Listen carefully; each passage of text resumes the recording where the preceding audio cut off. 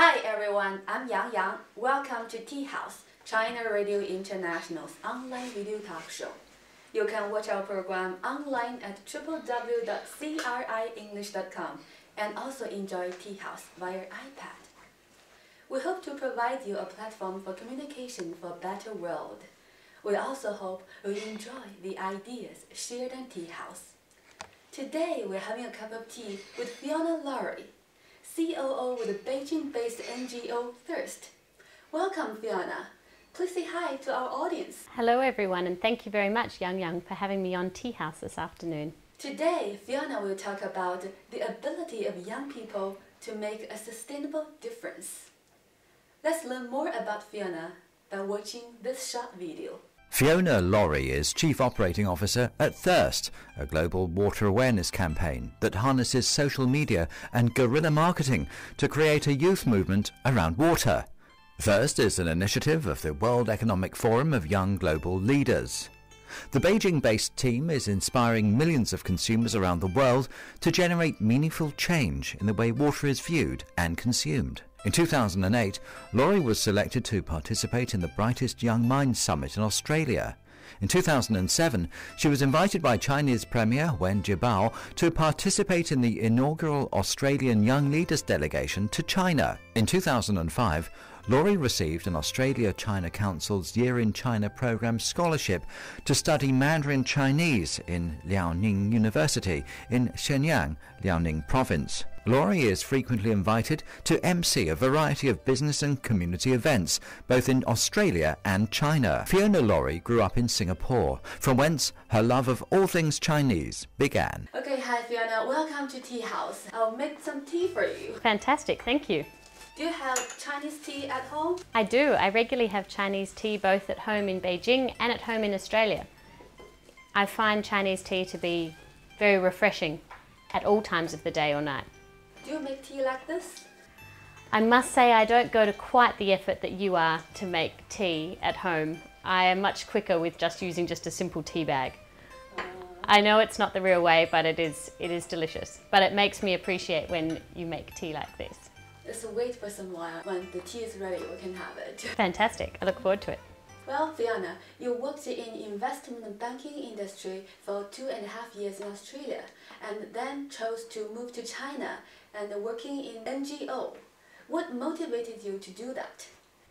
Look, I was working in Australia for 2.5 years as a banker and I really enjoyed it. The work was very challenging and very interesting and I got to meet a range of very, very interesting people.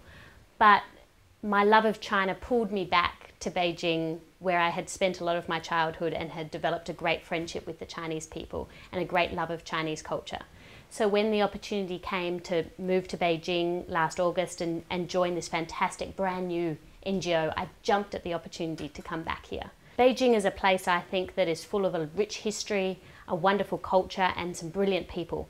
So the ability to come over here and to engage in working in water conservation, which is my passion, was something that I had to come back and do. About 7 years ago, you studied Mandarin in Shenyang, an industrial base in northeast China. In terms of environment protection, and what changes have you noticed this time when you returned to China? So I was in Shenyang at Liaoning Daxue in 2005 studying Mandarin. And I really enjoyed being in the northeast of China. The people there are fantastic, the food is great, the culture is amazing. And returning 7 years on, I found that the people haven't changed, but the sense of environmental protection is definitely something that people are thinking about. I find people the similar age as me, 25-year-olds in Shenyang as well as in Beijing and other parts of China, are acutely aware of the need to conserve the environment. Young people in China, I think, really understand the challenges that China is facing as an industrializing at the moment as the country develops more and more. And I think people are really taking the environmental protection seriously, and it's fantastic to see. And as individuals, especially as an Australian living in China, what do you think we can do to improve environment? Look, I think everybody around the world, no matter where they live, has a role to play in conserving the environment. Whether or not it's taking a shorter shower, turning the tap off when you brush your teeth, recycling, telling your friends about the need to reduce your water consumption through having a shorter shower, etc. All those things are very important. So I think on an individual level, it's about being aware of the environment, appreciating it, and trying to promote it to your friends and family. Okay, thank you very much. It's tea time. Let's have a cup of tea and then talk about the recent activity held by Thirst. Thank you. Thank you. Delicious tea. The most important thing that joined our two countries are trade and economic ties. We should move towards finding win-win solutions. Build a bridge through drinking some real nice Chinese tea. Oh, I could kill for a nice cup of tea. Okay, Fiona, welcome back to Tea House. Thank you. Thirst launched a campaign to arouse public awareness of saving water resources on World Water Day on March the 22nd, 2012. Why did you choose to make a giant dragon water? On March the 22nd, which was yesterday, which was World Water Day, we decided to form giant water dragons at a couple of different places in Beijing. Through mobilising thousands of students to form the shape of a water dragon, we demonstrated Chinese youth's commitment to protecting water resources. So as you know, 2012 is the year of the water dragon. The water dragon, of course, symbolises optimism and hope, and we thought that this was a fantastic way to show the world that China is celebrating World Water Day. So we had over 1,000 students at both the Mining and Technology University, Beijing, and Bayi Zhongxue, also in Beijing. And these students formed these giant water dragons, so from the sky we could take a picture of these students in their blue t-shirts and their blue hats, and they just looked fantastic. The images have gone viral. People all over the world are looking at what China's doing and getting really excited about what's happening here. It was a great way to launch our campaign. What goal do you want to achieve by launching such an activity? So this was the first activity that Thirst has launched for 2012. This is the beginning of our campaign. We wanted to show World Water Day, Chinese youth were standing together to show that Chinese young people love water and to show their commitment to conserving water resources. We thought that World Water Day was an excellent time to kick off our campaign, which will take place across 2012 in a range of different activities. So Thirst is headquartered in Beijing, but it is a worldwide campaign.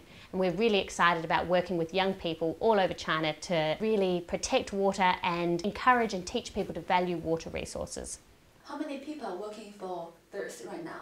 At the moment we have 23 people working for Thirst in Beijing. We have an office in Dongzhimen and it's got about 10 full-time staff as well as 13 interns, which is really fantastic. And we have both local and international staff, and so there's a great melting pot of cultures and sharing of ideas and experiences, and it's a really, really fun and energising place to work. There are 13 foreign staff. That's right. From Australia? From all over the world, all different countries, yes. And what is the structure of Thirst? So Thirst is an NGO that's operating in Beijing. It was formed in August, and it is an initiative of the young global leaders of the World Economic Forum. So the young global leaders have come together and they've said, this is an issue that we really need to deal with. They have said water conservation is an issue we need to deal with now. Not in 5 years' time, not in 10 years' time, it is immediate. So the young global leaders of the World Economic Forum came together and said, we want to tackle this issue, and this is an exciting issue because if we act now, we can make a big change, and if we mobilise youth all over the world, we can change the way the world thinks about water. What is the functional structure of the organization? Who is your boss and who shoulders what kind of responsibility? At the moment, our CEO is Mina Gouli. She is a young global leader of the World Economic Forum. We also have an advisory committee that is made up of young global leaders from China and from around the world. And then we have a team of people who are from all over the world who are working at Thirst and headquartered in Beijing. In the future, next year and the year after, as we expand, we'd like to go into other markets, perhaps the US, the UK and Australia, but at the moment we're very much centred in China, and we are very excited to see this is one of the first campaigns that is going from China out to the rest of the world. What other activities do you plan to do? So in 2012 we have a range of activities that we want to do, both online and offline. So we do offline activities such as the Dragon, big stunts that we can show the world what we're doing. And we also have a range of online activities which are on Weibo and across Facebook and Twitter in other markets. But In China, we really concentrate on going out to universities and talking to students about the water problem, running competitions and getting everybody just talking about water, getting a dialogue. We think that youth are really the most important drivers of this campaign because young people are the people who will be most at risk of the world water crisis. So if we can teach them about the water crisis, they will tell their friends, they will tell their friends, and they will tell their friends. And that is extremely powerful. That's when we'll see a great movement of people who are standing up and saying, we don't want to stop consuming. Stopping consuming is not the answer. We want to still continue buying and enjoying everything that we are doing, but we want to do it in a way that is using water sustainably. That's the main goal of our campaign. How long have you been working for Thirst? So Thirst started in August 2011 and I was in the founding team of the organisation. We are planning on going from strength to strength. At the moment, as I said, we're a new campaign based in China, but as you've seen from the footage of the last couple of days, we're making a big mark. We will continue to grow and to get bigger, and with a huge movement of young people, the whole world will know about it. While we are just 23 people based in Beijing, this will grow to millions and millions of young people between the ages of 15 and 25, standing up and saying, we value water, we want to make a change, and this is how we're going to do it. What have you learned by working for Thirst? I'm constantly excited about the young people I meet in China who appreciate and understand and love their environment. We did a study of young people in the US and the UK and China and found that overwhelmingly 88% of young people in China are committed to water protection. So 88% of people said they understand there is a water problem, and that 88% said that they will tell their friends about it, they will go on Weibo and they will blog about it, they will talk to their family and friends about it. This is much more than any other nationality. This is very inspiring for us to know that we can work with people who are so committed to this change. Okay, Fiona, thank you very much for your insights. It's time for tea. Let's have another cup of tea and then talk about the ability of young people to make a sustainable difference. Okay, great. The most important thing that joined our two countries are trade and economic ties. We should move towards finding win-win solutions. Build a bridge through drinking some real nice Chinese tea. Oh, I could kill for a nice cup of tea. Hi, Fiona. Welcome back to Tea House. Thank you. Please tell us, how do you use water wisely every day? So since I became aware that there is a global world water crisis, I became acutely aware that each individual person can play a role. Even though young people feel often that they are only one person, there's nothing they can do. Actually, there's a lot that one person can do. Apart from not only telling their friends about the water crisis, which is spreading awareness and education of people of all walks of life, I also try and reduce my water consumption through taking a no more than 2-minute shower. I always turn the tap off as I brush my teeth. Even though I think some people find it a bit cumbersome to turn off the tap, you know, they're brushing their teeth, they leave the tap running, they think it is fine, but it is just 2 seconds to do that. Brush your teeth, turn it on again. The other thing to do is to consider the products that you consume and how much water goes into producing those. For example, a cup of coffee takes 140 litres of water to make.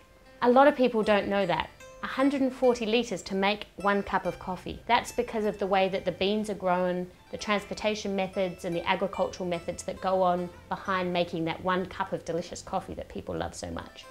A cup of tea, on the other hand, only takes 30 litres of water to make, so that's a lot less. Oh, so you should drink more tea than coffee. Absolutely. So that's what I try and do in my day. I try and make wise, water-wise consumption choices. So I drink more tea than coffee, the way that I wash my clothes, and try and reduce the amount of times that I wash my jeans, for example, because it takes a lot of water to wash a pair of jeans. I also consider the meat that I consume. Because meat takes so much water to be produced, because of the agricultural methods to grow the food that the animals eat, I try and reduce the amount of meat consumption. So instead of having beef on a regular basis, I try and cut that down. I try and eat more chicken because that uses a lot more than beef. So there's a few quite simple changes that people can make without having to change their entire lifestyle. To tackle the world water crisis, what do you think young people can do? There's a range of things that young people can do to mitigate the world's water crisis. The world's water crisis is very real because in 2025, the United Nations estimates that 2/3 of the world's population will be living in areas of water stress. What people need to do is to think about the water that goes into the production of the things that they wear, the clothes that they wear, the food that they eat, and the energy they consume. So if people are aware of the water that goes into a pair of jeans, for example, they would say it takes 11,000 litres of water to make a pair of jeans. That's a lot of water, 11,000 litres of water. So young people can say, I really want to keep buying my jeans. I love my jeans, but I wish they didn't take 11,000 litres of water. At Thirst, we believe that once we have a movement of people, more and more young people who are embracing this need to save water and to value it, we will suddenly have a range of products that have been created that have some kind of sign on them that says that they've been using less water. So young people can say, I can buy this cup of coffee because it's using less water, and I can consume it and I can enjoy it, and I can know in my heart that it has been made using water sustainably, and I am helping solve this problem. What are the most effective way for these young people to arouse public awareness of saving water, especially those enterprises? There's a range of ways that young people can get involved and can spread the message. So they can go onto our website, which is www.thirstforwater.org, and they can sign up to become a water ambassador.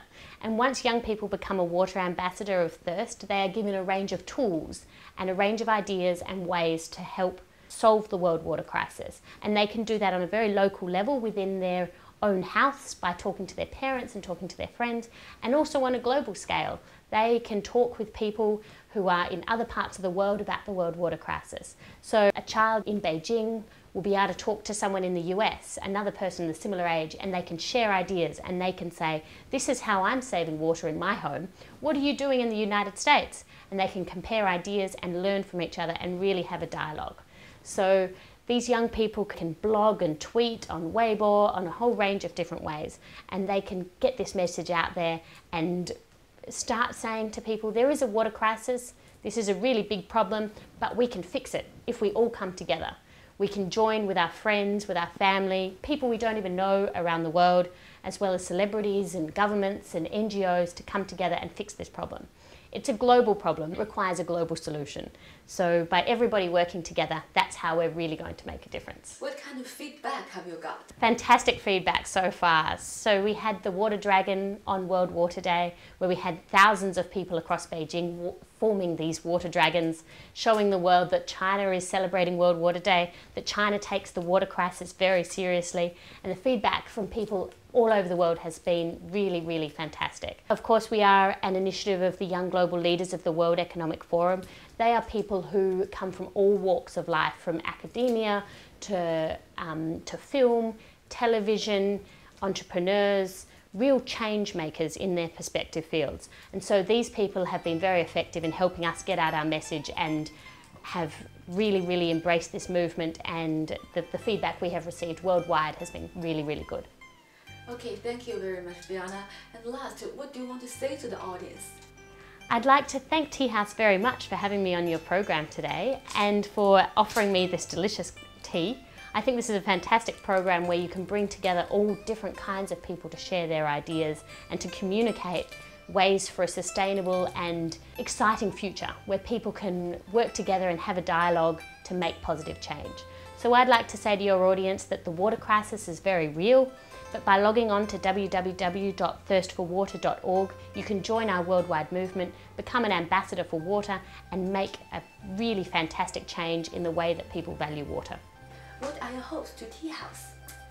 I think my hopes for Tea House is that it continues to be a fantastic platform for people to share ideas, for people from all over the world to come on your show and to talk to Chinese and international audiences about ideas that are worth sharing.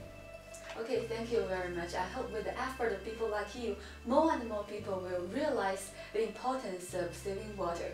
Thank you very much. Please have more tea. Thank you.